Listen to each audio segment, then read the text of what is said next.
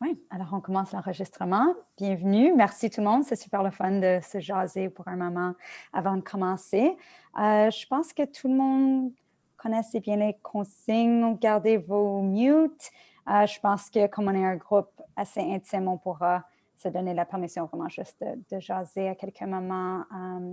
Mais oui, s'il vous plaît, utilisez le chat. Si vous avez des liens intéressants, des commentaires, des questions, on pourrait soit prendre une pause sur les adresser ou les prendre durant un moment de questions. Donc, oui, je passe la parole à Nancy Massy qui nous joint, qui est une membre de notre conseil d'administration. Elle est dans la région de Mississauga. Elle est une maman de 2 enfants et chocolatière, on vient de découvrir, d'origine de Montréal. Merci, bienvenue. Nancy, d'être là avec nous et je te passe la parole. Merci beaucoup, Sula. Alors, bonsoir et bienvenue à tous et à toutes.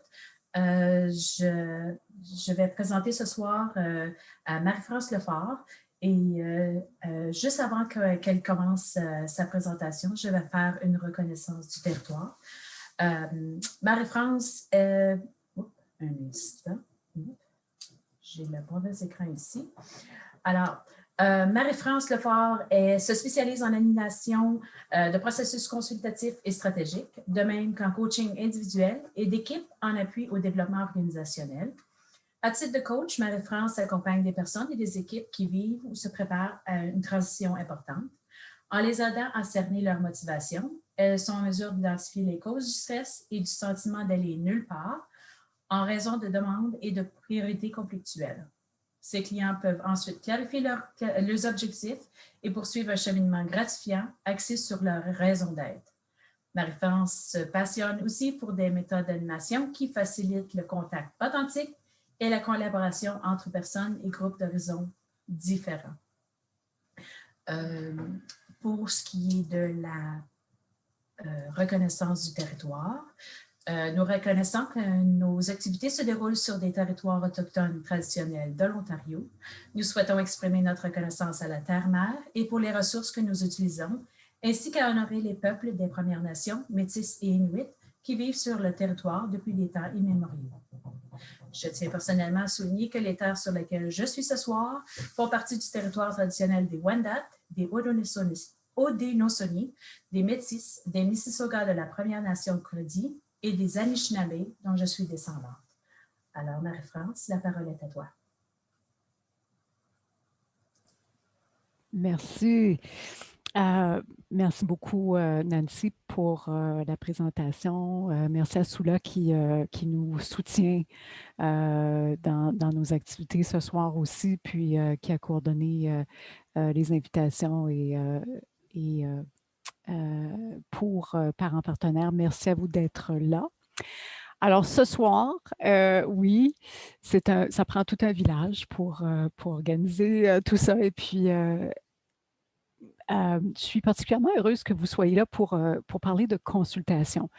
Puis ce soir, la dernière fois, on a fait une formule un peu plus atelier. Je vous ai balancé plein de PowerPoint et tout ça. Puis pour ce soir, puis en réfléchissant un petit peu à comment on voulait avoir ces séances-là ensemble, on s'est dit on va relaxer le PowerPoint un petit peu. On va en avoir juste un peu quand même. Mais on va aussi se donner du temps pour échanger. Puis moi, je suis curieuse d'entendre vos expériences, puis votre conception de consultation. Peut-être que vous avez déjà des pratiques que vous voulez partager. Peut-être que vous posez des questions sur comment faire. Donc, vraiment, d'avoir un dialogue, un échange sur ce sujet-là. Le dernier truc que Nancy a lu, moi, je me passionne pour les méthodes puis les façons de faire qui permettent à autant de monde que possible de donner leur point de vue, leur avis, de s'engager dans un processus. C'est quelque chose qui m'a suivi tout le long de ma carrière. Puis, je travaille beaucoup en cercle, je travaille beaucoup avec des objets de parole, avec des méthodes où est-ce que on se donne de l'espace pour parler.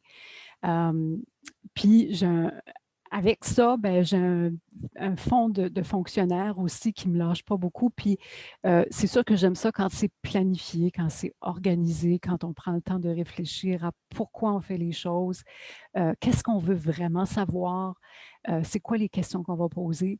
Donc, quand on fait aussi un travail de planification autour de ça, ça fait qu'on va on va s'interroger un petit peu sur votre rôle aussi comme parent bénévole, soit dans un conseil d'école, un comité de parents, et qu'est-ce qui est notre espace de création pour faire des consultations avec la communauté scolaire, avec d'autres parents. Donc, c'est un petit peu ce concept-là. Je vais plugger aussi les guides, les outils essentiels pour les parents bénévoles. Donc ça, c'est un document qu'on a préparé l'an dernier qui est sur le site de Parents partenaires en éducation. De plus en plus, vous allez voir aussi des petites capsules vidéo. Donc, si vous êtes moins lecteur, vous aimez plus vous faire raconter des histoires, peut-être. Alors, puis vous aimez le PowerPoint, bien, vous pouvez cliquer, puis vous pouvez aller voir, puis vous aurez donc une présentation sur le thème qui vous intéresse. Donc, ce soir, c'est le module 2 qui s'appelle donc consultation et évaluation. Alors, si vous êtes ici pour parler, je ne sais pas, de chocolat, vous pourrez aller voir Nancy à un moment donné. Elle va pouvoir, on pourra faire une soirée chocolat. Mais ce soir, c'est les consultations. Donc, je vais juste aller vous... On a dit qu'on avait un petit PowerPoint. On en a un. Il est tout court. Parfait. Et on s'en va en mode présentation. Puis j'espère que je ne vous perdrai pas. Non, vous êtes toujours là. Bravo. OK. Alors, consultation, à quoi ça sert? Pourquoi? Quand on a créé les conseils d'école, par exemple, pour parler de conseils d'école, déjà, on avait prévu que cette créature-là qui s'appelle un conseil d'école, ça allait consulter d'autres parents, ça allait consulter la communauté scolaire. Donc, ce n'est pas un nouveau concept. Et déjà, on définissait dans ce guide qui existait, qui existe toujours, qu'on peut toujours trouver, qui est le seul document du ministère vraiment que le ministère a sorti, qui date de 2001 déjà. Par consultation, on entend la recherche de conseils, les discussions ou les délibérations portant sur les idées, les opinions d'autrui. Donc, c'est d'aller chercher les opinions des gens. Pourquoi? Parce qu'on veut s'assurer d'entendre, d'avoir accès à une variété de points de vue. Peut-être qu'on veut aller chercher différentes choses. On va voir à quoi ça sert. Donc, c'était déjà là. Puis, le guide disait aussi, on veut respecter l'esprit de la réglementation sur les conseils d'école et tous les partenaires doivent être consultés. Donc, ça, c'était vraiment très fort. Les conseils scolaires et les directrices et les directeurs d'école doivent obtenir l'apport de leur conseil d'école. Donc, ils n'ont pas le choix que de consulter. Alors ça, c'est aussi un commentaire assez fort. Il y a une attente que les conseils et les directrices d'école vont consulter leur conseil d'école. Puis, il y a une attente que les conseils d'école vont consulter les parents. Alors, tout ça coexiste. Et donc, qu'est-ce que ça fait un conseil d'école? Ça fait plusieurs choses, mais entre autres, il y a une attente qu'un conseil d'école, ça consulte, que ça a des manières, des façons, des outils pour consulter. Alors, ça, c'est une première chose qu'il faut savoir. Oui, les consultations, c'est sérieux, mais l'autre affaire, je pense, c'est que on a tellement de moyens ces jours-ci de communiquer. C'est sûr qu'on n'est pas dans le mode de faire venir des gens puis leur demander de venir à une soirée en personne puis leur demander leur avis, mais il y a toutes sortes de façons, bien entendu, à travers les médias sociaux et tout ça, de consulter. Donc, je pense que je ne veux pas vous laisser avec l'idée que c'est super sérieux tout le temps puis que ça demande énormément de travail, puis énormément de planification, puis que vous allez trouver ça difficile avant de trouver ça intéressant. Ça peut être aussi le fun. Puis, je pense que la chose qu'il faut se rappeler, c'est qu'il n'y a rien d'autre que l'être humain aime plus que donner son avis. Alors, si vous décidez de consulter, c'est sûr que les gens vont vous trouver le fun. Puis ils vont apprécier que vous leur demandiez leur avis parce qu'on aime ça, n'est-ce pas? Je pense qu'il n'y a pas. Moi, j'ai jamais rencontré quelqu'un qui n'aimait pas ça, donner son avis. C'est sûr, des fois, on n'aime pas ça parler en public. C'est sûr que des fois, il y a des façons aussi où est-ce qu'on est moins à l'aise, mais dans le fond, on aime dire ce qu'on pense. Et puis, c'est jamais perdu ou une mauvaise idée de poser la question. Qu'est-ce que tu en penses? Donc, raison de consulter, compte tenu de ce qu'on sait qui est le rôle d'un conseil d'école, puis où est-ce que ça dit qu'il faut consulter. Donc, il peut y avoir plusieurs raisons de consulter. De un, saisir les besoins de votre communauté scolaire. De deux, recevoir les réactions à une initiative ou un projet. Ça se peut que l'école veuille partir un projet, puis ils veulent avoir l'opinion des parents ou de la communauté scolaire sur un sujet quelconque, donc sur ce projet-là. Donc, vous pourriez faciliter ça pour l'école. C'est possible qu'il y ait une nouvelle directive du conseil scolaire, c'est possible qu'il y ait une nouvelle directive du ministère, puis que peut-être que vous allez vouloir, surtout si ça touche les parents, si ça touche l'école comme telle, le bien-être des élèves et l'apprentissage des élèves, c'est possible que vous soyez appelé à consulter. Puis c'est possible aussi que vous vouliez demander l'avis des gens sur quelque chose qui a déjà eu lieu, puis vous voulez vérifier les impacts. Qu'est-ce que les gens ont pensé de ça? Est-ce que ça a bien été? Est-ce qu'ils ont aimé ça? Est-ce qu'ils voudraient faire ça autrement la prochaine fois? Donc, il y a toutes sortes de façons d'aller voir, puis toutes sortes de raisons d'aller consulter, mais ça, c'est comme peut-être trois raisons pas pires de le faire. Dans les fameux outils essentiels du parent bénévole,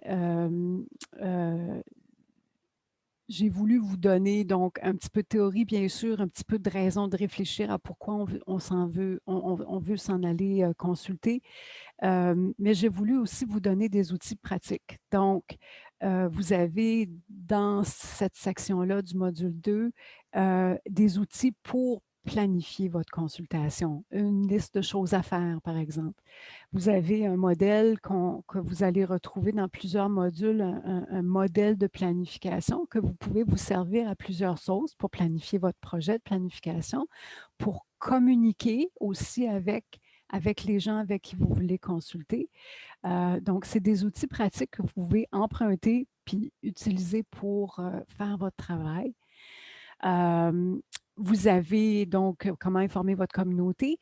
Vous avez aussi des consignes puis des exemples de comment, pour animer une consultation, les façons de consulter pour que les gens participent. À quoi il faut penser quand on veut que les gens s'expriment, quand on veut être inclusif, quand on veut entendre les voix de tout le monde. Donc, une des choses, beaucoup d'entre vous sont je pense, pas beaucoup, mais quelques-uns d'entre vous sont dans des CA ou CA de PPE, entre autres, et vous êtes dans vos conseils d'école. Donc, vous savez, puis tout le monde est un peu expert en Zoom ces jours-ci, vous savez que faire travailler les gens en petits groupes, par exemple, c'est une bonne façon pour que les gens puissent s'exprimer. Quand on est 40 dans une salle, quand on est 40 sur un Zoom, c'est clair, on peut faire un chat, on peut demander que les gens ouvrent leur micro, tout ça, mais une bonne façon, c'est peut-être d'aller en petit groupe, en breakout, puis de s'assurer qu'on parle à 4-5. Donc, et qu'est-ce qui va se passer, c'est que les gens ont l'occasion donc de s'exprimer, ils ont du temps pour le faire d'une façon qu'il n'y aurait pas si on est, par exemple, si vous pouvez imaginer une grande salle, je ne sais pas s'il y en a qui ont eu l'expérience d'être dans une consultation, peut-être dans un town hall de leur ville, de leur municipalité, où est-ce que tu as 40 personnes dans une salle, puis tu as 2 micros, puis tout le monde fait la file pour aller dire son petit mot. C'est peut-être moins efficace, ça, pour entendre l'ensemble des opinions que d'avoir peut-être 10 tables dans une salle, puis de faire en sorte que les gens puissent s'exprimer puis parler. Donc, l'idée de penser à comment on va s'organiser dans notre consultation pour s'assurer d'entendre le plus de points de vue possible. Pourquoi? Ben, c'est parce qu'on est tous faits différemment. Il y a des timides, il y a des pas timides, il y a des gens qui, sans le vouloir, vont un peu dominer les consultations parce que pourquoi? Parce qu'ils ont des bonnes idées ou peut-être juste parce qu'ils ont des idées et puis c'est des gens qui s'expriment facilement, tout ça. Alors, un des objectifs d'un animateur, d'une animatrice, c'est de s'assurer qu'autant que possible, on aille chercher l'ensemble des points de vue. Une autre façon de faire ça aussi, c'est de donner l'option aux gens bien sûr, de se manifester de différentes façons, par écrit et aussi en parlant tout simplement. On peut aussi consulter pour évaluer ce que vous faites, donc on parle de ça un peu. Puis on parle aussi dans le module, dans les outils pratiques, des plateformes pour consulter en ligne. Donc, ça, c'est des choses que vous retrouverez dans le guide et dans le module 2 si vous décidez d'aller voir et que vous êtes en train de planifier une consultation. Donc, moi, ça me tentait aussi de voir avec vous autres un petit peu quelle est votre expérience de ça, de consulter, puis des différentes façons de le faire. Alors, je ne sais pas si Soula, tu voudrais peut-être lancer le petit sondage qu'on a préparé.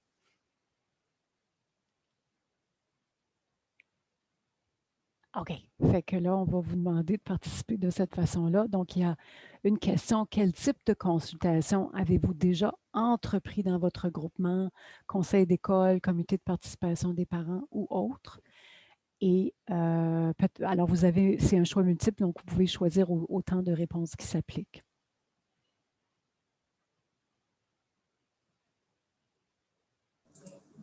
On peut juste en choisir une? Non, plusieurs, autant qui s'appliquent. Vous devriez. Je pense que, non? désolée, non. Ah! J'ai mis une option. On a juste mis une option. OK, il aurait fallu quelques options. Oui. Ah, OK. Alors, l'option peut-être que vous connaissez le mieux, avec laquelle vous êtes le plus familière ou confortable.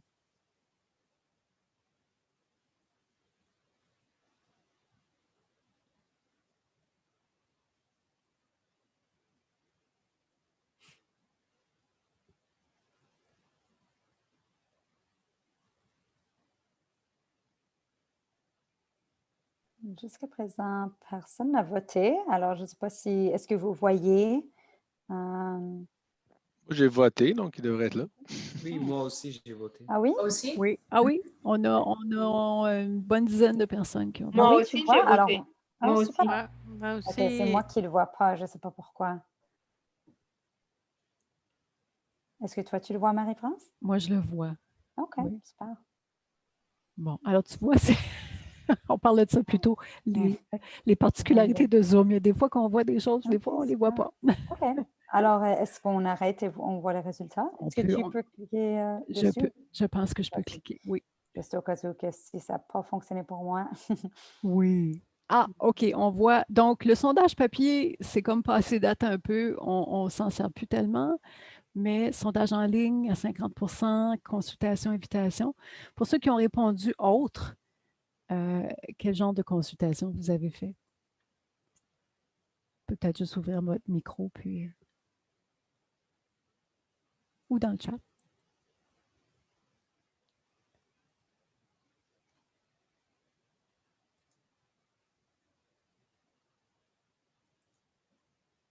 Personne ne veut se manifester, non? J'ai choisi autre parce qu'il n'y avait pas d'option de choisir le côté virtuel et en présentiel aussi. Donc, en présentiel, quand il y avait, il y a quelques années, les soirées portes ouvertes à l'école, on en profitait pour faire des sondages demandant aux parents de lever la main s'ils étaient d'accord ou non. Et en virtuel, on l'a fait récemment durant la pandémie en utilisant la technologie comme par exemple Google Forms. OK, parfait. Donc, si je comprends bien, vous étiez à la fois, il y avait des gens qui participaient en virtuel puis des gens qui participaient en personne. avant la pandémie, donc c'était en présentiel. Et franchement, je ne sais pas si vous voulez qu'on en parle maintenant, mais quand c'était en présentiel, on ne recevait pas autant de résultats, on en recevait une dizaine, tandis que la dernière fois, quand on a fait un sondage en ligne, on s'attendait à recevoir peut-être une vingtaine, on a reçu 64 réponses en 2 jours, donc… C'est ça, hein.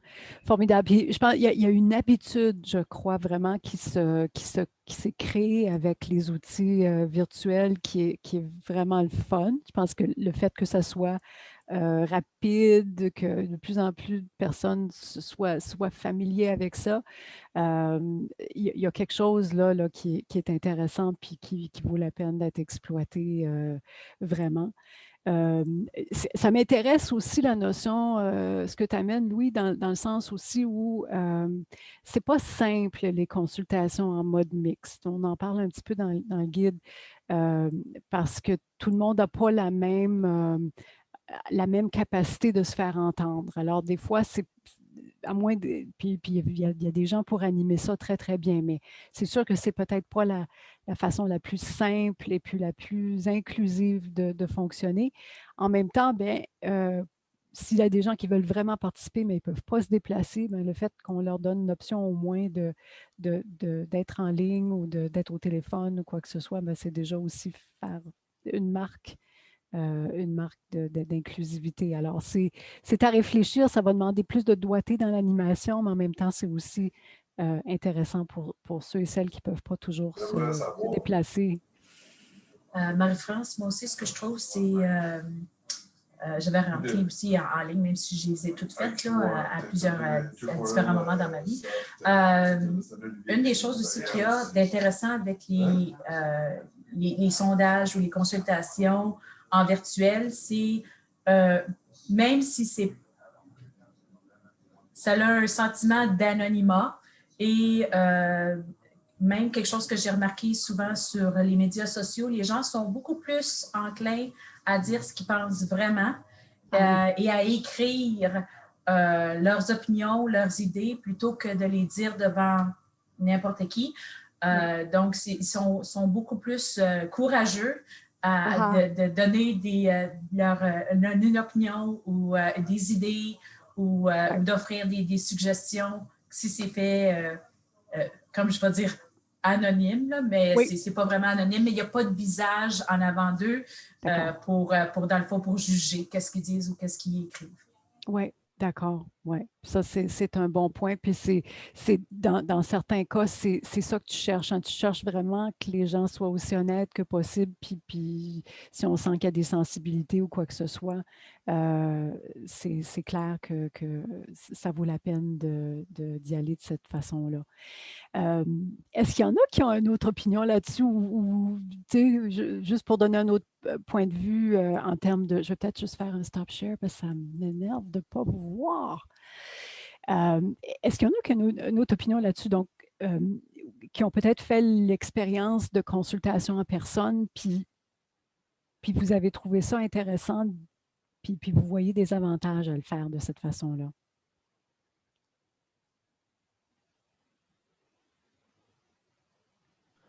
Bien, sans dire que c'est pas bon en ligne. En ligne, j'aime ça Non. aussi, là, parce que Oui. je trouve que c'est rapide. Mais Oui. je trouve qu'en personne, la différence, c'est peut-être pas pour demander, peut-être pas pour sonder, là, mais pour avoir une discussion, je trouve ça beaucoup plus facile, là. Oui.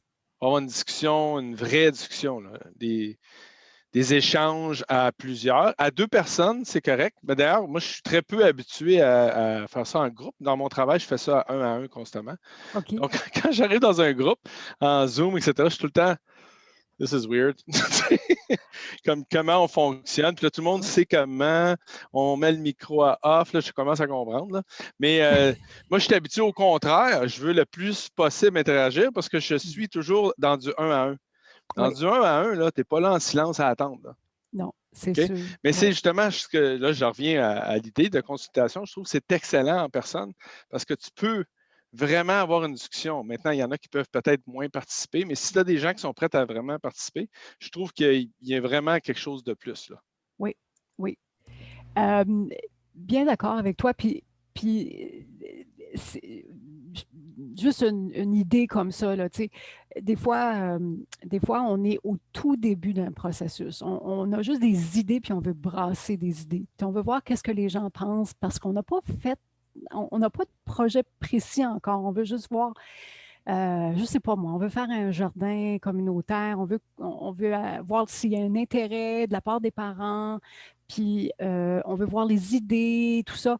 Euh, Au début de quelque chose, là, quand c'est pas encore super catégorisé, tout ça, ça vaut vraiment la peine d'avoir ces conversations ouvertes-là parce c'est comme si en échangeant, ben, les idées de l'un bâtissent sur les idées de l'autre et tout d'un coup, on a plein on a plein d'informations qu'on n'aurait pas eu autrement. Un sondage, c'est formidable quand on est un petit peu plus sûr de notre coup. Tu sais, c'est les fameux choix multiples à 4. Là, tu sais. On a 4 idées, on va demander aux gens de choisir, puis là, peut-être qu'on va faire la moitié en réponse plutôt discrète, là, comme ça, là, 4 choix, etc. Puis peut-être qu'on va leur demander des fois de nous envoyer du texte aussi pour d'autres questions. Donc, si c'est déjà plus précis, un exemple parfait, c'est on a fait une activité, on veut savoir ce que les gens en ont pensé. Donc, avez-vous aimé la bouffe? Avez-vous aimé la personne qui a fait le discours? Avez-vous aimé? Donc, là, on s'en va vérifier des choses précises. Quand on est au début de quelque chose, c'est beaucoup plus le fun de pouvoir se parler en personne ou en Zoom comme ça, où on peut vraiment, autant que possible, avoir des échanges puis brasser des idées. Donc déjà, là, ça, une façon de décider qu'est-ce qui serait le meilleur euh, contenu et le meilleur contenant pour notre activité. Oui, Marjolaine. Pour moi, l'avantage d'une rencontre en présentiel où on veut débattre des idées, où on veut échanger, c'est peut-être, puis c'est le côté le moins intéressant du virtuel, c'est l'endroit où on est moins formel lorsqu'il y a des pauses, lorsqu'il y a des arrêts. On rencontre les gens, mais dans un contexte moins formel. Et c'est souvent là que les gens vont se permettre d'avoir des conversations riches et intéressantes entre une ou deux personnes. Et lorsqu'on est dans la contrainte du virtuel, lorsqu'on prend une pause, ben, chacun va chercher son café dans sa cuisine, puis ça finit là. Puis, c'est en tout cas, c'est moins riche. C'est pas que les conversations sont moins riches nécessairement lorsqu'on est tous ensemble, mais on dirait que les opportunités de rencontrer des gens, réellement rencontrer des gens, sont beaucoup moins présentes, là. Oui, oui, c'est ça. De votre expérience, là, puis je suis toujours et de plus en plus ébahie de tout ce que les parents font puis réussissent à mettre dans une journée. Mais trouvez-vous, si on pense à l'avant-COVID, là, je sais que ça a l'air comme si c'était il y a bien, bien longtemps, mais si on pense avant la pandémie, est-ce que vous sentiez que dans vos écoles, il y avait plus de tendance à consulter puis à avoir des soirées de parents ou des occasions de discuter entre parents ou encore des Zooms comme ce soir? Est-ce qu'il y en avait quand même un peu, beaucoup? Ça allait de plus en plus ou est-ce qu'il y en avait de moins en moins? Je suis curieuse de savoir ça. Louis? Il y a Louis puis Dagmar. J'ai essayé de m'enlever la sourdine. Vous m'entendez? Oui. Oui, superbe. Ben, au fait, les parents, il y a des parents qui sont monoparentales, qui travaillent et il y avait une difficulté vraiment à pouvoir rassembler. Il y avait toujours des obstacles. Et là, je trouve qu'au contraire, pendant la pandémie et surtout que ben, tout le monde était censé maintenant apprendre la technologie, comment utiliser Zoom et les autres plateformes, je trouve qu'il y a beaucoup plus de participation. On a eu une soirée à notre école il y a quelques semaines et on s'attendait comme d'habitude à avoir une dizaine et puis on s'est retrouvé avec 60 parents. Ça prouve vraiment que ben, les parents veulent participer, mais c'était juste des obstacles comme le travail, etc. Oui, Oui. Et à quoi c'est dû, tu penses? Est-ce que c'est parce qu'on enlève peut-être certaines petites barrières, genre on n'a pas besoin de se déplacer, il y a un lien clic Ça a vient. beaucoup aidé. Les parents Oui, savaient que les enfants étaient à la maison. On a oui, aussi utilisé une stratégie un peu différente. On est passé par l'invitation avec l'aide du conseil des élèves. oui. Donc, quand ça vient de l'invitation vient de la part de l'enfant, peut-être le parent a plus tendance à participer aussi Ah, malgré la bonne fatigue. idée. Oui, bonne idée. Intéressant. Les enfants, ils n'ont pas 75 activités parascolaires pendant la pandémie. Ben oui. Mon Dieu, c'est peut-être simple comme ça, hein. Il n'y a pas autant de choses où aller, d'événements, tout ça. Dagmar, vous aviez quelque chose à... Oui, pour moi, ça se présente un peu différemment. Donc, je trouve qu'il y a moins de consultations OK. parce qu'il manque de contact, les rencontres aléatoires dans le stationnement devant l'école ou des soirées, des rencontres, des activités entre amis où on lance une idée ou une idée que quelque chose qu'on essaie d'apprendre pour le conseil d'école. Et je dois faire plus d'efforts maintenant pour envoyer des SMS ou des courriels à des amis et de faire une cascade de ramassage d'opinions. Donc, je trouve ça plus difficile. Il y a moins de contact. Moins de contact, OK. Moins d'accord. Et à quoi c'est dû? Qu'est-ce qu'il y a derrière ça, selon vous?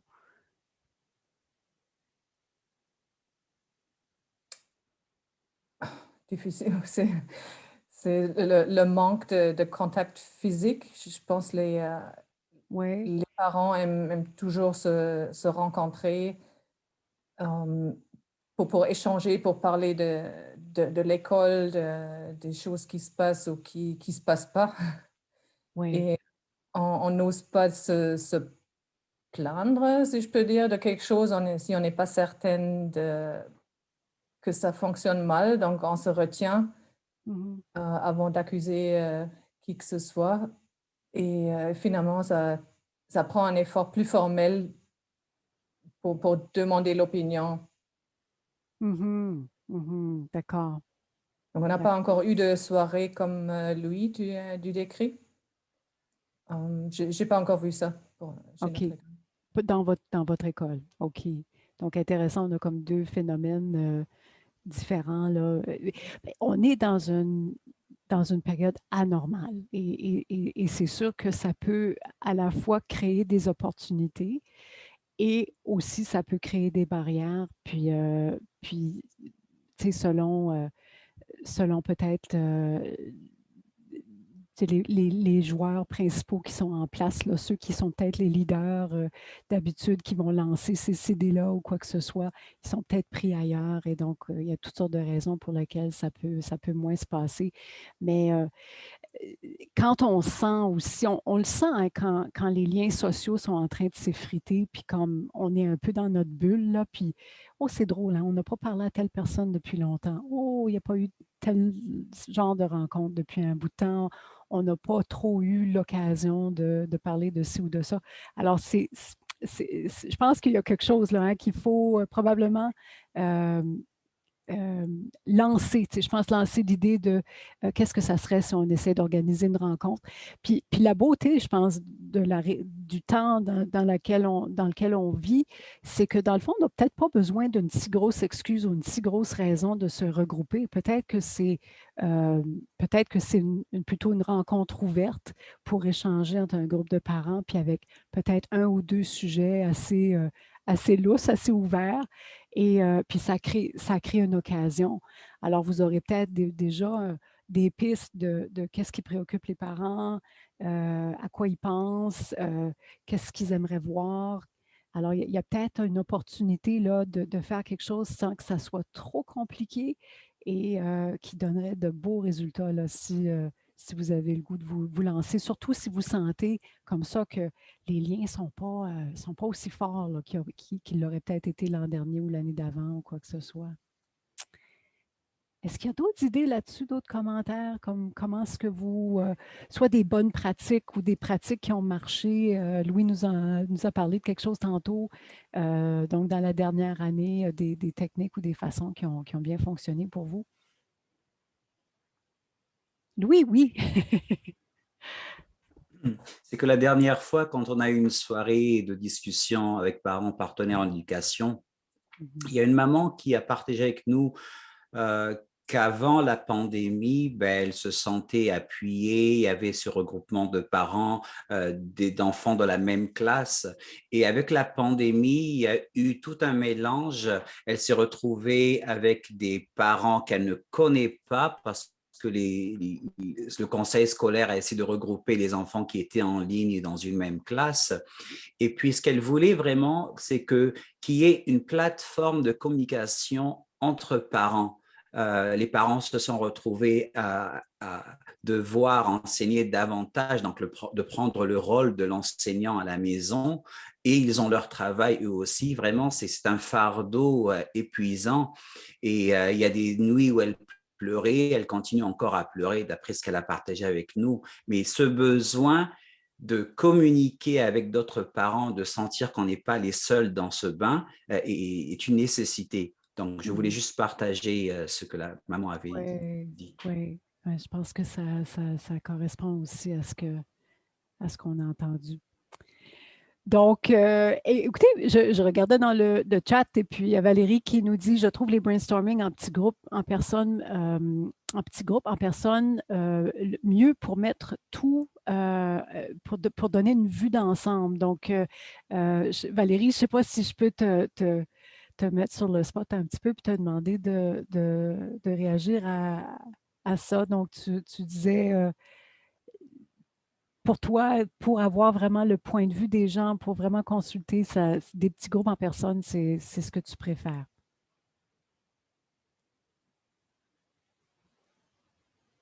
Oh! Peut-être que Valérie est occupée à autre chose. Mais ça va.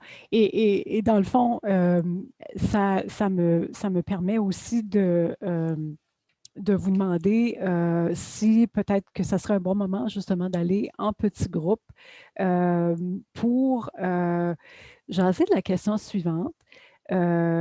J'aimerais vous proposer de voir ensemble qu'est-ce qui pourrait être une activité rassembleuse que vous auriez le goût d'organiser dans votre regroupement, puis pour la communauté scolaire.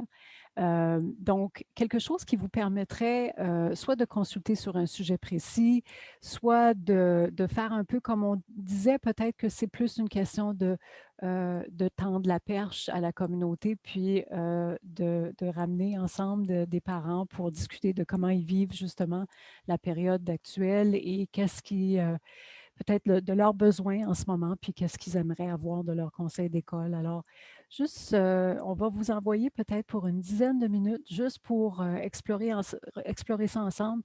Qu'est-ce qui pourrait être utile en ce moment pour vous, compte tenu des dossiers que vous avez dans votre regroupement, ou encore pour justement rejoindre les parents et puis faire cette connexion-là.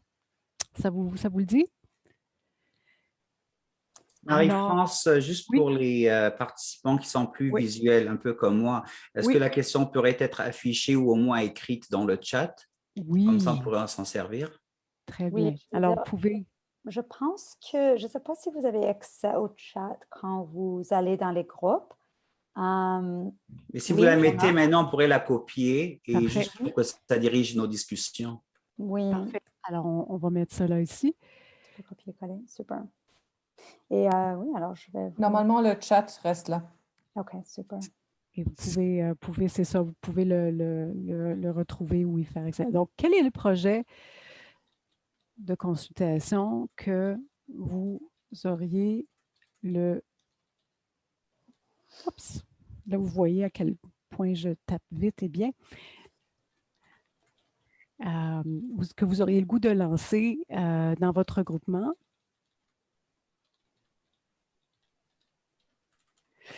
Puis, si vous avez le temps en 10 minutes, je sais que vous aurez probablement juste le temps un peu de lancer votre projet, mais peut-être aussi parler un petit peu de quelles sont les questions, qu'est-ce que j'ai le goût de savoir ou encore c'est quel contenant j'ai le goût d'avoir pour ma consultation. Alors, voici, il manque un point un point d'interrogation, mais vous voyez le concept.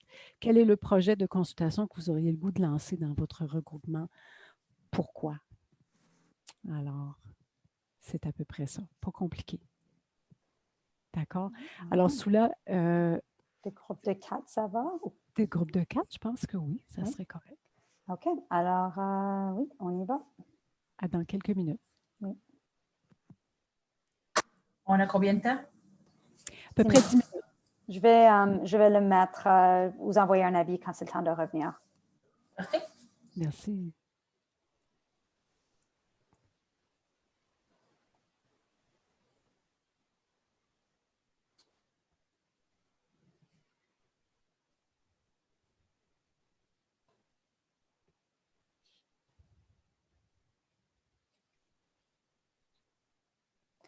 OK. Il y en a qui sont juste 2.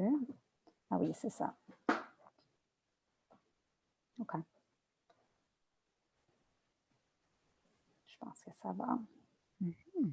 C'est super, il y a des gens qui parlent, c'est le fun. Oh, peut-être que je vais mettre pause sur l'enregistrement. Et tu es entouré de cœurs.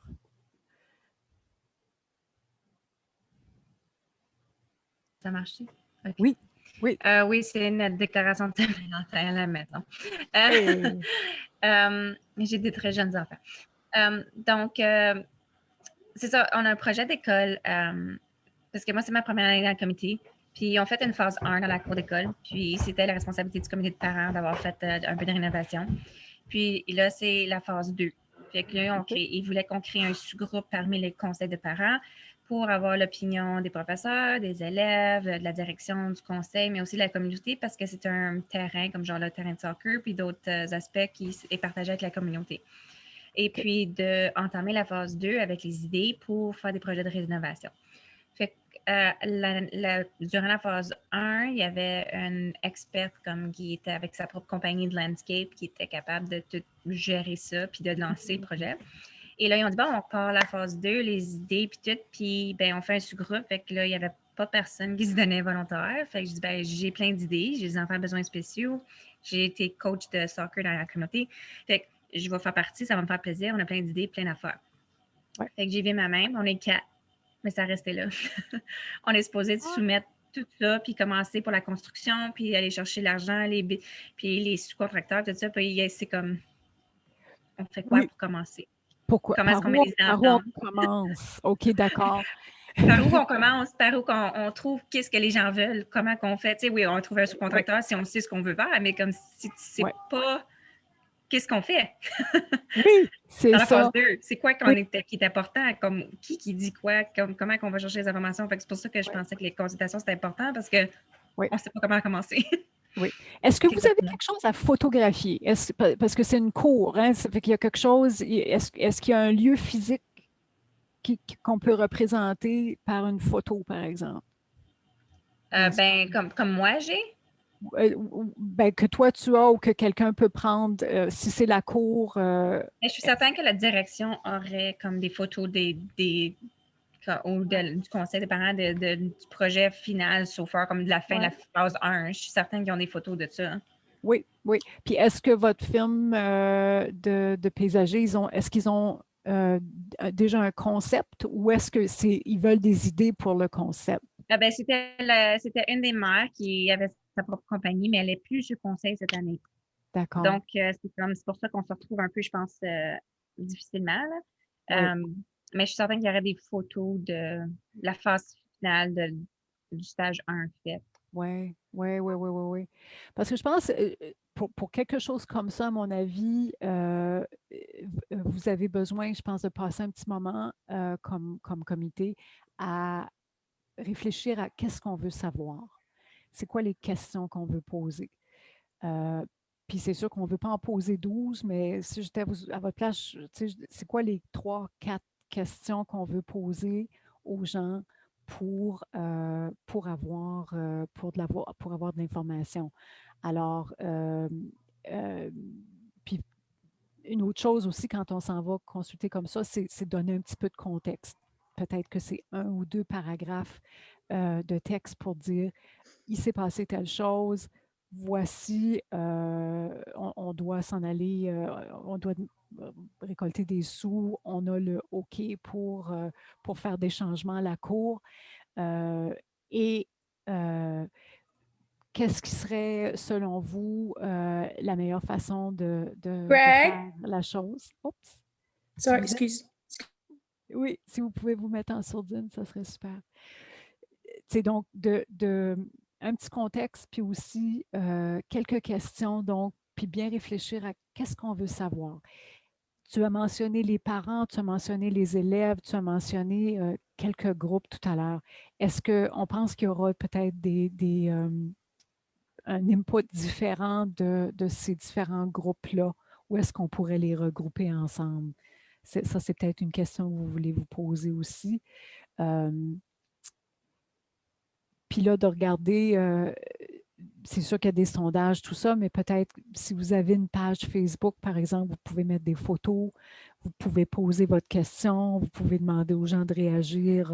Si vous n'en avez pas beaucoup, vous pouvez demander aux gens de réagir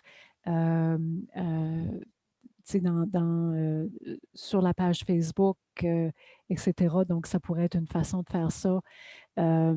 Pour rejoindre les jeunes, moi, je ne sais pas, mais il me semble qu'il y aurait un beau projet pédagogique là-dedans, là, en demandant peut-être comme dessiner votre cours ultime dans la classe de 5e année, là, comme je ne le sais pas, mais pour moi, ça demande un peu de visuel, tout ça, puis ça serait sûrement une façon créative il y aurait des façons créatives d'amener les jeunes à se manifester. C'est une école élémentaire, je pense que j'ai compris. Oui, de maternelle à 6e. De maternelle à 6e, oui. Donc c'est ça. Une question que je me pose peut-être, c'est est-ce que vous ou les architectes paysagistes qui ont fait de la recherche un peu sur les différentes façons d'aménager les cours d'école? Il y a différents... je sais que moi, j'ai une copine qui est vraiment il y a un terme pour ça, là, mais quand on fait des cours qui sont vraiment très naturels, donc pas de plastique, pas d'acier, mais des bio de bois, apparemment que c'est bien la mode d'avoir des aménagements qui sont vraiment faits à partir de trucs naturels. Donc, peut-être moyen de présenter différentes options. Puis peut-être que selon aussi où vous êtes en Ontario, tout ça, il y a peut-être est-ce qu'il neige beaucoup? Il ne neige pas pantoute? Est-ce que il y a peut-être des choses qui pourraient comme vraiment bien s'intégrer dans votre milieu naturel qui font du sens pour vous autres, tout ça. Mais vraiment pour la consultation, pour qu'est-ce qu'on s'en va faire avec qui, je pense, un petit texte explicatif de votre concept, puis quelques questions pas tellement compliquées, puis là, vraiment, vous décidez, est-ce qu'on a un feedback différent qu'on veut aller chercher selon la clientèle. Puis là, vraiment, on peut imaginer que les enfants puis les parents, c'est vraiment vos 2 groupes clés. Et aussi, bien sûr, le personnel scolaire. Tu sais, si tu es enseignant ou enseignante, puis que tu dois faire la récréation dehors, dans quel environnement est-ce que tu as le goût de te retrouver? Donc, c'est des idées comme ça, là, en rafale.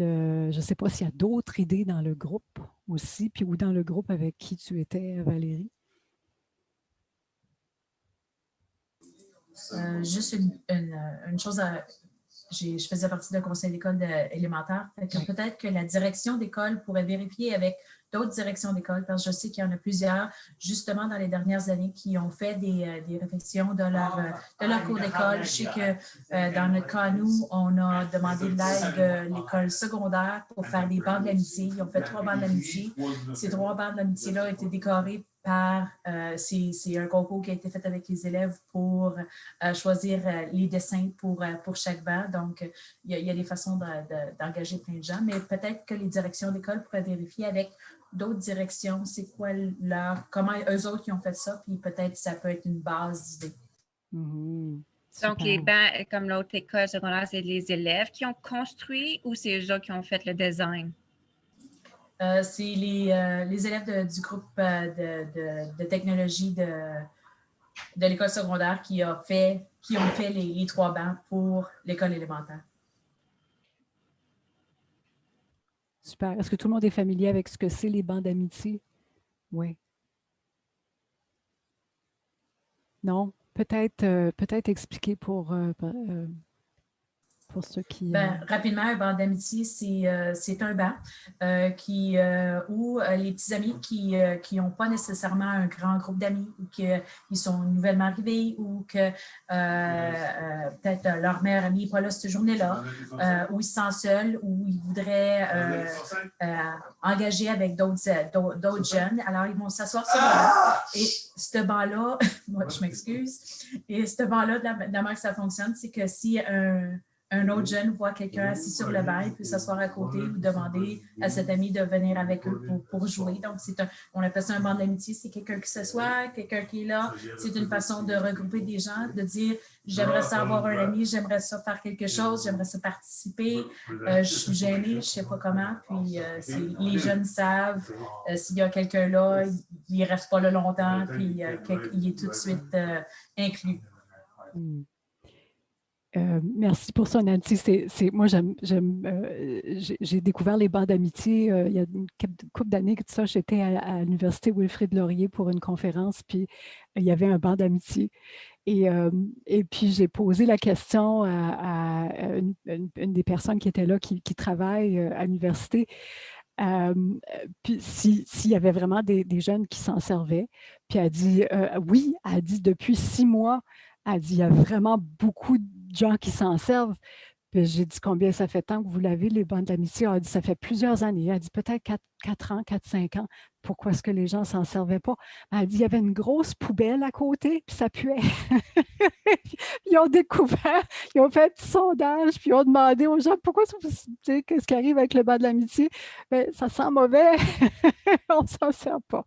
Alors, juste une petite blague comme ça pour dire que oui, les bancs d'amitié, c'est bien, mais dans votre aménagement, il ne faut pas le mettre à côté de la poubelle parce que ça ne fait pas un bon ménage. Merci pour le point parce qu'ils en ont parlé des bancs d'amitié, puis c'est des bonnes suggestions pour inclure les autres écoles et surtout, j'ai mis une étoile, pas de poubelle à côté. Pas de poubelle à côté. Pas de poubelle à côté. J'ai compris. Merci. Valérie, est-ce que ça t'aide un petit peu, tout ça?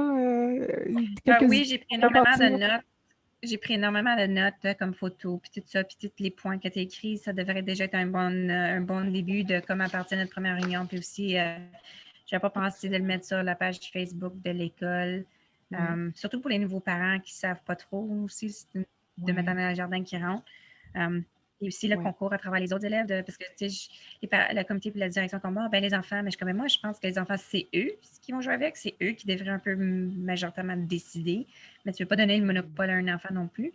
Mais j'aime bien l'idée de faire des projets de dessin, quelque chose, parce que les dessins sont extrêmement expressifs des enfants, puis comment ils se sentent dans la récréation. On pourrait voir aussi le mood des enfants, puis comment, si les dessins sont positifs versus négatifs, on peut voir un enfant s'il est heureux dans une cour ou non selon leur dessin. Puis ça va être non seulement des idées, mais aussi savoir comment ils se sentent. Fait que, comment on peut voir la majeure partie des enfants, leur humeur, puis le côté santé mentale de comment ils se sentent dans la cour d'école.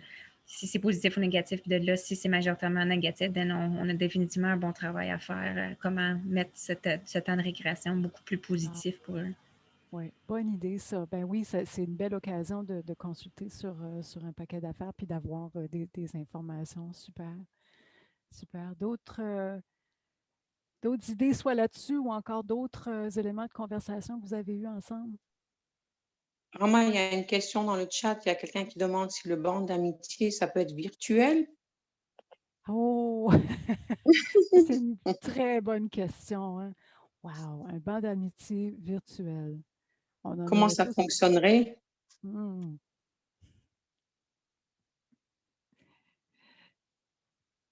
Je vois Louis qui rit sous là aussi. Est-ce que vous avez des idées?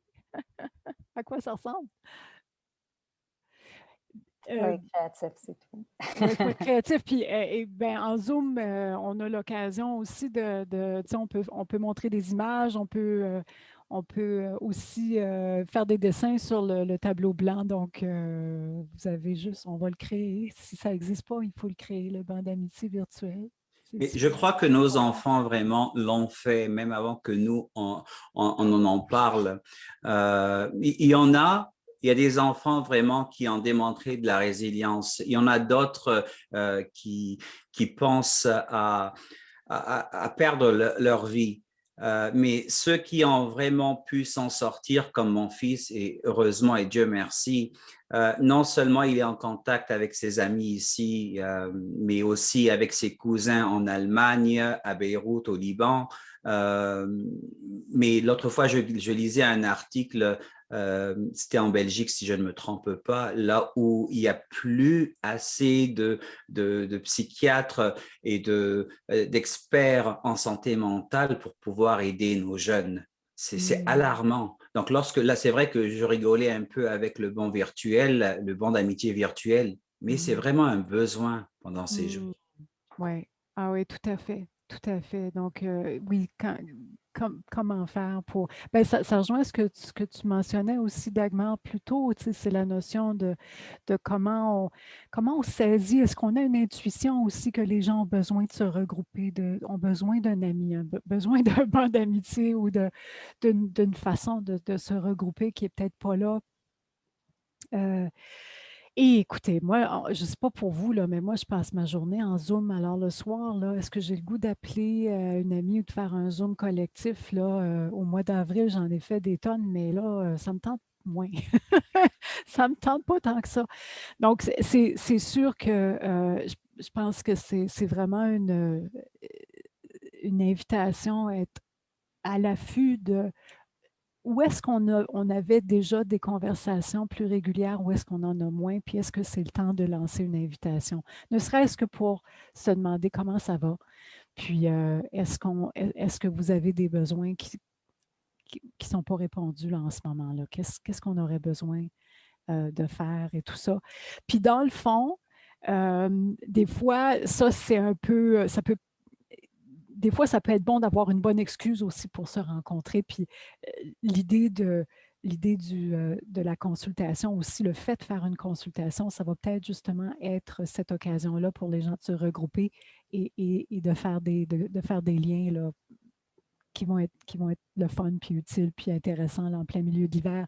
Quel beau projet en plein milieu d'hiver de réfléchir à la cour d'école pendant le printemps puis l'été.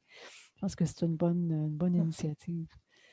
J'ai une question ou un projet en même temps. Ça m'est juste venu en tête à la fin de notre breakout. C'était mon avenir à organiser ou à faire des cours de bricolage et des cours de cuisine pendant 3-4 week-ends.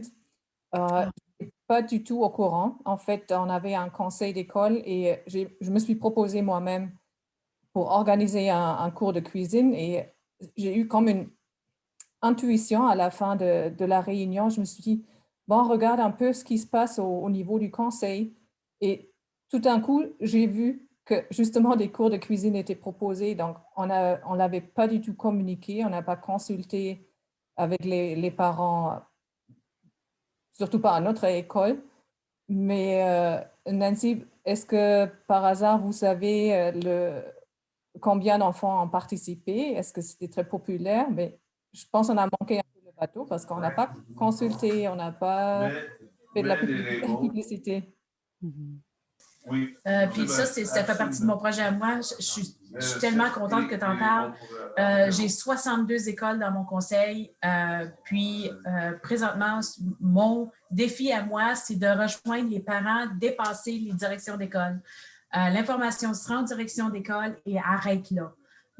C'est pas tout. Je ne sais pas si c'est une question d'infrastructure qui permettrait d'envoyer l'information à tous les parents. Mais je sais que moi, ma fille, elle l'a eu à l'école où elle va. Puis, je sais que je partage avec l'école, entre l'école élémentaire et l'école secondaire, c'est beaucoup partagé. Elle a été Elisabeth, justement, elle fait partie d'un des cours de cuisine. Il y avait 60 jeunes, dont 12 garçons. C'était excellent. Ils ont fait une salade de pâtes et poulet. C'était le fun. Ils avaient envoyé tous les ingrédients avant. Puis là, ben, pendant tout ce temps-là, là, ils sont tous ensemble. Il y a la vidéo ensemble. Puis là, la madame regarde. Puis là, les jeunes posent des questions. C'était très engageant, très amusant. Puis c'est une dame de Barry qui s'en est occupée. Donc, c'était vraiment le fun. Mais moi, c'est ça mon défi présentement, c'est mon projet, c'est de rejoindre les parents, dépasser la direction d'école parce que justement, puis ça me désole parce que je sais qu'il y en a beaucoup des parents qui ont besoin, qui ont des besoins, puis qu'on ne les entend pas. Oui, oui. Voilà, on va se parler après la rencontre, c'est ça, Nancy? Absolument. Pour Nancy, par rapport à ça, comme en tant que parent, les seuls, c'est quand que je reçois un courriel séparé de la direction, que je vais lire du conseil, je suis comme « Ah, un courriel du conseil, ok, cool. » Mais je vais lire, puis si c'est trop long aussi, on a tendance à filtrer l'information. Mais souvent, ça dit « Ah, une lettre du conseil que là, tu reçois de l'école. » Puis on dirait que comme c'est pas toujours comme... Tu le parles tant que l'école te l'envoie, pendant que la direction, un conseil l'envoie à ta direction, que la direction te l'envoie, que toi tu le lises, il y a quand même un gros délai. Des fois, tu es comme, ben là, j'ai plus vraiment le temps, ou j'ai manqué la date, ou je sais pas par le temps que je fais lieu, ben là, c'est trop compliqué, puis tu laisses faire. Fait que par rapport à comme le time frame du temps que comme le conseil le soumet, puis que le parent le reçoit, qui pourrait agir, ça, moi, je trouve que c'est un problème en tant que parent. Que j'ai remarqué des courriels. L'autre, les conseils, souvent, c'est le langage est assez complexe, en fait, du français propre de la plupart. C'est pas la première fois quand le parent est comme, ben, qu'est-ce qu'il voulait dire vraiment? Là? Parce que c'était un peu complexe. Tu sais, comme, tu sais, puis là, j'ai demandé à ma soeur qui a comme un bac en lettres françaises, elle est comme, ben, Valérie, ça veut dire ça. Je suis comme, ah. OK. Mais comme trop de terminologie, de conseils, d'école, de termes qu'en parents, on ne se comprend pas. Mais en professeur, direction, c'est des termes communs pour vous autres. Puis ma soeur est prof, puis ça, je demande, je suis comme, c'est quoi qu'il voulait dire vraiment? Mais c'est des terminologies de conseils scolaires. Puis souvent, quand on reçoit des courriels, c'est ça qu'on a de la difficulté. C'est comme ce qu'ils pensent qu'on comprend, qui est de la terminologie très, très académique, éducatif, scolaire, que comme un parent, moi, je suis en santé. Fait que parle-moi de toutes les choses, je suis infirmière. Parle-moi de tout n'importe quoi de médical, je te comprends. Parle-moi des choses, quand ils parlent des PEI, puis des ci, des ça, je suis comme, wow, attends une minute. PEI, ça veut dire quoi encore? Attends une minute, l'acronyme. OK, puis l'acronyme, elle veut dire quoi? Qu'est-ce que ça veut dire? Puis comment c'est, puis où aller chercher? Fait que là, pendant que tu lis quelque chose, ça te demande tellement d'efforts que tu manques l'essentiel. Fait qu'en tant que parent, si vous envoyez des choses pour les parents, il faut vraiment essayer de soit expliquer ou d'enlever le plus possible des affaires complexes d'éducation, parce que c'est là que vous perdez les parents qui n'ont peut-être pas la ressource comme moi, que je demande à ma soeur, j'ai envoyé le courriel comme ça. C'est quoi il faut que je fasse là? Vraiment, là. Je pense que le message que ça lance aussi, Valérie, c'est que dans le fond, on ne veut pas t'inclure. Ça peut être vu comme une barrière, puis les gens se découragent aussi de continuer de porter attention à ces communications-là. Fait que c'est vraiment important ce que tu mentionnes aussi. Vous avez mentionné deux, trois points vraiment importants. Dans le fond, vous avez une responsabilité comme conseil d'école, mais le conseil scolaire, vous l'avez vu au tout début quand on parlait de qu'est-ce qu'on s'attend. On s'attend que le conseil scolaire consulte ses parents. On s'attend que les parents consultent la communauté scolaire aussi. Donc, je pense que ce n'est pas mauvais de leur rappeler ça, puis de trouver des façons d'éliminer les barrières quand l'information ne circule pas justement comme ça devrait. Si les directions d'école, vous remarquez que les directions d'école sont comme un bottleneck, là, pour parler chinois, un goulot d'étranglement, c'est important de le mentionner, de dire toutes ces activités-là, elles sont précieuses, elles sont importantes. Puis, tu sais, tu montrais, Nancy, comment est-ce que ça avait été déjà très populaire. Louis, vous avez eu 60 personnes.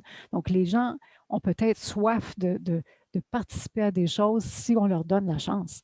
Et si on le communique de façon aussi accessible, comme tu le mentionnais, Valérie. Donc, je pense que ça fait partie de ça aussi, de rappeler non seulement à vous autres de bien communiquer, de bien consulter, mais de rappeler aussi à vos partenaires dans les écoles et dans les conseils scolaires que il y a des façons de faire aussi, puis que vous vous attendez à être consulté, oui, puis d'être consulté en temps utile et de façon à ce que tout le monde comprenne ce qu'on veut que les gens disent. Alors ça, c'est parfaitement correct, je pense, de rappeler tout ça.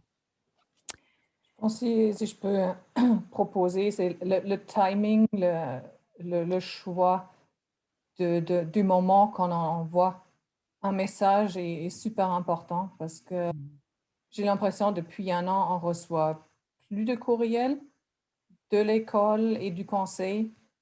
Et si on ajoute un courriel de la part du CE, je ne saurais pas à quel moment je peux me mettre entre tous ces messages, quand est-ce que les parents vont être disponibles pour le lire vraiment. Parce que déjà, on commence à filtrer. Est-ce que si ça vient du conseil, c'est à titre d'information? Si ça vient de l'école, oui, ça vaut plutôt la peine de le lire. Oui, il y a trop de courriels, trop de Zoom, mais le timing, je pense à Nancy, on va parler de ça, le timing.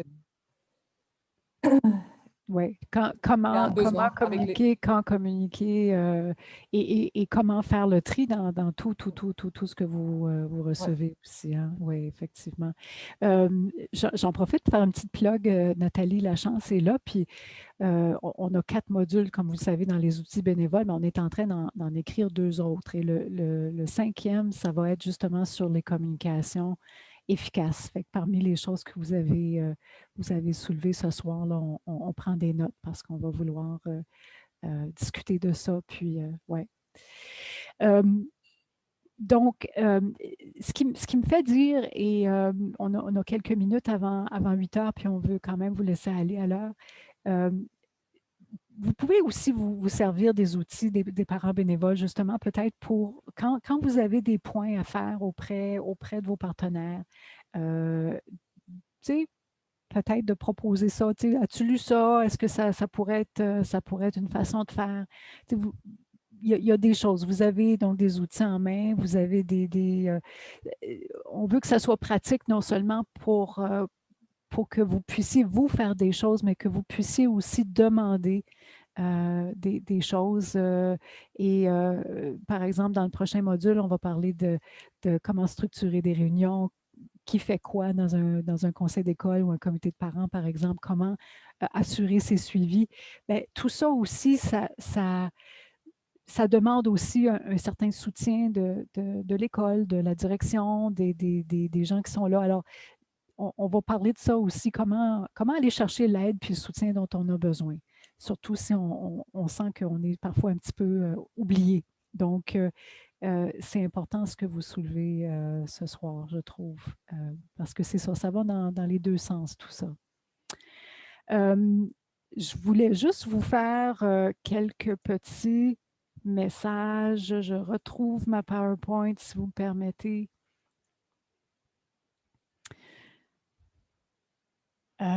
Puis là, elle ne bouge plus pantoute.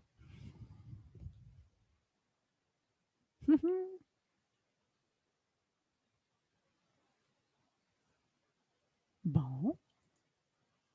Alors, je m'excuse, c'est rien qui bouge. On va essayer de nouveau, voir ce qui se passe.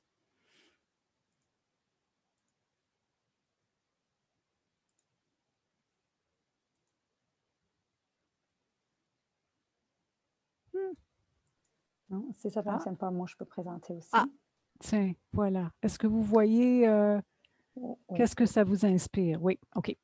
Donc, la question qu'on avait pour vous, quelles questions ou sujets de discussion vous aimeriez vous obtenir de l'input de votre communauté scolaire. Des fois, c'est important aussi de penser à quels enjeux est-ce qu'on s'attend? Est-ce qu'il y a de la chicane autour du sujet sur lequel vous voulez consulter? Est-ce qu'il y a eu des essais dans le passé qui n'ont pas marché, puis vous sentez, c'est le temps qu'on reprenne, puis qu'on ait une bonne conversation, mais il y a des gens qui sont un peu frileux. Donc, d'identifier comme il faut les enjeux. Est-ce qu'on a besoin de faire un travail de terrain avant? Peut-être que c'est bon d'avoir des discussions informelles un peu avant de se lancer dans une consultation, quelque chose de plus informel. Peut-être que si vous avez comme 3-4 questions, je pense à Valérie tantôt, peut-être tester tes questions, peut-être tester les questions auprès d'un petit focus group de parents, 3-4, dire, c'est-tu ça qu'on s'en va faire? Qu'est-ce que vous en pensez? Donc, un petit travail de terrain. Puis bien sûr, comme on disait tantôt, quel est le meilleur contenant? En pensant à Valérie, encore une fois, il y a quelques outils en ligne qui peuvent être utiles aussi, surtout quand on a du visuel. Je ne sais pas s'il y en a parmi vous autres qui vous servez de Padlet, P-A-D-L-E-T. C'est alors je pense que c'est quelque chose comme www.padlet.com, P-A-D-L-E-T, on le mettra dans le chat. Mais c'est vraiment un outil le fun pour consulter puis mettre des photos en même temps. Alors, vous pourriez vous en servir pour mettre vos photos, puis ensuite, les gens peuvent venir mettre du texte en dessous pour dire qu'est-ce qu'ils en pensent. Alors, c'est un de ces outils en ligne-là qui est comme intéressant pour ce que vous en allez faire. Je pense que j'ai perdu l'occasion de vous faire chanter les grannies, mais des fois... ah, tiens! Oh, juste pour le fun.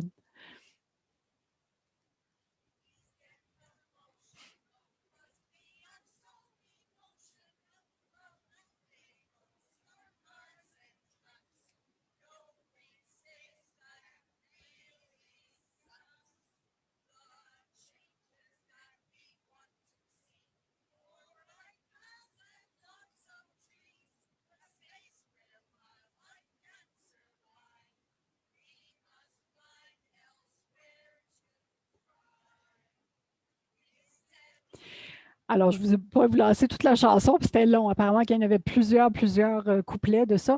Mais pour vous dire que ça, c'était à Montréal, c'était un comité d'aménagement de développement urbain, puis il parlait d'aménagement de parcs. Alors, on est un peu dans la même soupe. Et puis, eux autres, ils ont choisi de chanter leur mémoire. Ils se sont tous costumés comme ça. Et puis, ils sont encore sur YouTube, puis je pense que ça fait 8-9 ans de ça. Donc, ça a eu un impact. Alors, des fois, comment on se prépare pour être entendu, ça peut être utile, ça peut être intéressant.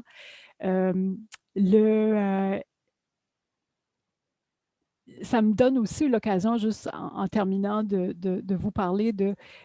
Oh, non, voilà. De vous parler de comment, des fois, un aspect qui peut être utile, c'est de réfléchir puis de se préparer à comment on veut accueillir les commentaires qu'on va recevoir. Quand on fait surtout une consultation publique, puis même en virtuel, comment est-ce qu'on arrive dans la consultation publique? Quel est notre état d'esprit? Peut-être notre posture physique et tout ça. Et donc, ça peut être utile de réfléchir à ça. Il y a la posture du guerrier ou de la guerrière, où est-ce que tu es très résolu, direct, prêt à passer à l'action. Si on se présente un peu comme un guerrier, guerrière, il y a des occasions où ça peut être utile d'arriver avec cette posture-là. Une posture plus d'ouverture, où est-ce qu'on est dans l'amour, dans l'empathie, dans la compréhension, dans l'inclusivité. Ça peut être très utile de réfléchir à peut-être que c'est la bonne posture. Si on a des parents qui ont, par exemple, des enfants avec des besoins particuliers qui ne se sentent pas particulièrement écoutés ou entendus, d'arriver avec une posture qui est comme ça d'ouverture, ça peut être utile. La montagne, c'est la stabilité, la sécurité. Généralement, on est dans la posture bien groundée, les deux pieds là, bien groundés. et on arrive comme une montagne quand on veut que ça reste à peu près stable, quand on ne veut pas trop de changements, mais on veut que ça reste pratique, on veut être sur le plancher des vaches, tout ça. Alors, donc une posture plus de stabilité. Puis la dernière, c'est peut-être si vous avez vos photos là, vous ne la voyez pas, mais c'est la posture de l'enfant, ou on dit aussi du fou du roi, où est-ce qu'on est flexible, on est dans la créativité.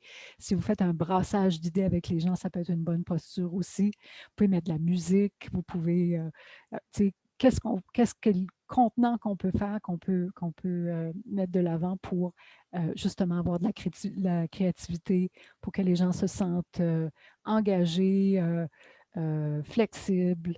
Alors, c'est ça, de prendre un petit moment dans votre préparation pour dire on s'en vient là pour, puis on veut adopter la bonne posture mentale et physique là, pour les gens qui vont être là, puis pour le sujet qu'on a choisi de discuter. Alors, c'est ça. Alors, c'est la... Une question pour toi. Oui. Par rapport à ces postures mentales, physiques, tout ça, as-tu des exemples pour chacun par rapport de façon virtuelle? De façon virtuelle. Je pense que c'est vraiment beaucoup dans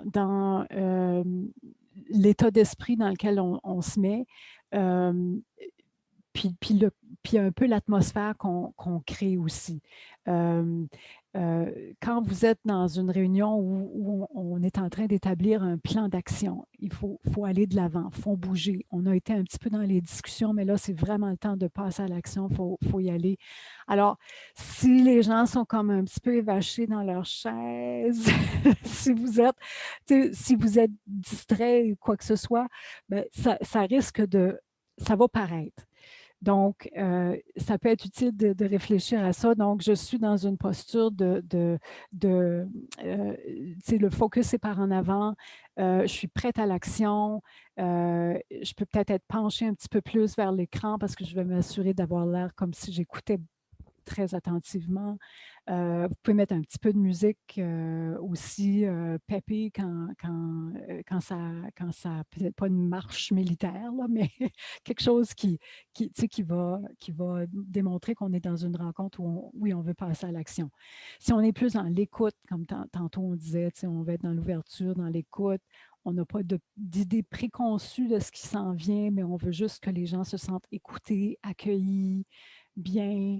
Peut-être que vous allez, quand vous accueillez les gens dans un Zoom, vous allez dire bonjour Barbara, bonjour Albert, bonjour Fatoumata, bonjour, parce que vous voulez justement que les gens se sentent accueillis. Vous allez encourager les gens à mettre leur nom, tout ça. Il y a des réunions où vous allez peut-être être obligé de passer par toutes les postures possibles parce que tout ça va être pertinent, mais souvent, on le sait, là, on s'en vient. Qu'est-ce qu'on s'en vient faire ici? Oui, on veut un plan d'action. On veut sortir d'ici avec un plan d'action. On veut sortir d'ici.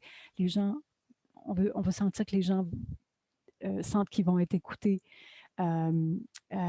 Puis le côté flexible aussi, le côté fou du roi, si vous avez des enfants dans votre groupe, si vous voulez un brainstorming ou quoi que ce soit, moi, ça m'arrive ça dépend des groupes, là, mais moi, ça m'arrive de faire des pauses de danse, là, hein. Dans les pauses, on n'a pas juste besoin de se donner 5 minutes pour aller chercher un café. On peut envoyer les gens chercher un café, revenir, puis là, vous avez votre musique aussi, puis vous accueillez les gens comme ça. Alors, c'est toutes des façons. Puis en Zoom, hein, je ne sais pas pour vous autres, moi, je suis au bureau depuis 8h30. J'ai pris une petite pause avant d'arriver chez vous, mais ça fait comme longtemps que je suis assis. Oui.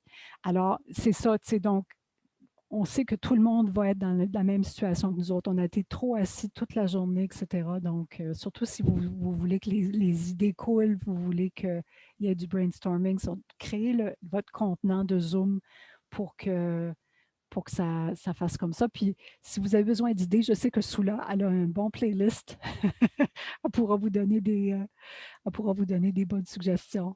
Elle a un bon playlist de musique franco-ontarienne quelque part. Ah! OK, bien, merci. Nancy? Merci beaucoup. On a Louis qui a Ah. un avatar. Alors, merci pour vous, puis je donne la parole à Soula. Oui, je veux juste dire, j'ai mis une évaluation dans le chat. Alors, s'il vous plaît, cliquez là-dessus. Dites-nous ce que vous avez pensé. Ça va informer les prochains webinaires dans cette série. Je pense que je ne sais pas si Nancy, tu aimerais partager. Oui, je voudrais premièrement remercier Marie-France. Merci beaucoup, beaucoup, beaucoup. C'était très intéressant. Je ne savais pas exactement à quoi m'attendre avant la réunion, mais j'en ressors avec beaucoup d'informations, d'idées, puis j'ai hâte de commencer. Donc, merci beaucoup. Merci Soula, parent partenaire en éducation, pour avoir mis ce webinaire en place. Et je voudrais dire, restez, dites pas vos bye-bye tout de suite, remplissez le webinaire. Soula a quelques mots pour vous pour la fin. Puis j'aimerais que vous resteriez parce qu'il va y avoir un petit tirage. On a une petite chose qu'on fait à la fin des réunions. Donc, restez. Merci. Oui, c'est juste pour dire, ce qu'on fait, c'est pour tout le monde qui répond les évaluations, c'est que ça prend du temps et on apprécie beaucoup. Alors, à chaque début du mois, on fait un tirage pour le mois précédent. Alors, si vous remplissez quelque chose ce mois-ci, vous aurez la chance de gagner une carte cadeau de 50 $ de votre choix. Donc, pour le mois dernier, je demanderais à Marie-France si tu pourras choisir un nombre entre 3 et 20, s'il vous plaît. OK. Est-ce que je le nomme? Oui. 5. 5, super. Alors, je ne sais pas le nom. C'est monsieur et madame Iger qui a gagné du mois passé. Donc, oui, merci, j'apprécie. Wouhou! Et nous avons les activités à chaque jeudi. Alors, la semaine prochaine, nous avons un suivi d'un webinaire qui était la semaine d'avant, mais ça s'appelle « Désamorcer vos émotions ». Alors, c'est vraiment avec une experte de santé mentale qui vraiment, elle ouvre la parole pour ce qui est comme vraiment présent pour les émotions des parents et donne des outils par rapport à où va la conversation. Alors, ça a été super intéressant la semaine passée. Et à la fin du mois, le 25, nous avons une présentation avec Idelo qui va montrer des ressources pour les jeunes, particulièrement de la maternelle à la 6e année. Donc, si ça vous intéresse, vous pouvez me contacter aussi. Je peux vous envoyer des détails et des liens et tout. Parfait. Merci beaucoup. Merci à vous tous. Bonne soirée tout le monde. Merci Soula, merci merci Mariam. beaucoup. Bonsoir à tout le monde. Bonsoir tout le monde. Au revoir. Bonsoir. Merci, bonsoir. Bonsoir. Bonsoir. Merci tout le monde. Merci Marie-France et bonne soirée. Merci Louis. Merci. À bientôt. Merci revoir. Est-ce qu'on Nathalie. peut s'inscrire au module 3? Est-ce qu'il est déjà disponible? Non, pas encore. La dernière fois, on avait été capable de le mettre en place avant, mais je vais envoyer un courriel à tout le monde qui s'inscrit à ce webinaire avec le lien directement. Est-ce qu'on peut donner la date? OK. C'est le... Oui. Est-ce que tu as la date disponible? Je pense que c'est le 11 mars. Oui, je crois que c'est le 11 mars. C'est le 11 mars. OK. Merci pour la question. OK, merci. Je recommande, Valérie, que tu coches dans l'évaluation, marque ton nom pour pouvoir avoir des suivis du webinaire, tout ça, puis avoir de l'information de parents partenaires en éducation, puis on va pouvoir te les envoyer pour les futurs. Oui. OK. Merci. Merci, Bonne soirée. Bonne soirée, au revoir. Merci, bonne soirée. Merci Soula. Bien sûr. Merci à toi aussi. À très bientôt. Oui, Bye bye. à bientôt. Au revoir tout le monde. Bonne soirée.